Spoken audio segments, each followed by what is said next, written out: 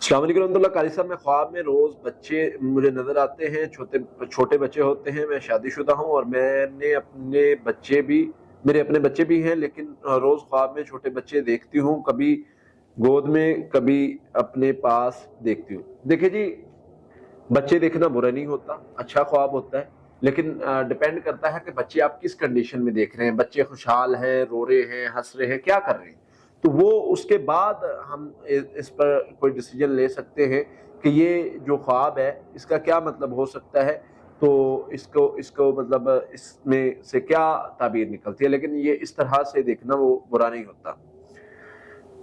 اچھا جی، آگے ایک بھائی کا سوال ہے، قاری صاحب میں نے خواب دیکھا کہ میں اپنے کمرے میں اپنے بچوں کے ساتھ سویا ہوا ہوں، اچانک زلزلہ آ جاتا ہے، باہر نکلنے کے لیے کوئی راستہ نہیں مل رہا۔ سیف اللہ نور بھائی، دیکھیں محترم، اگر اس طرح کا آپ کو خواب آتا ہے تو اس کے لیے آپ یہ ہے کہ حفاظتی پڑھائی کریں صبح شام۔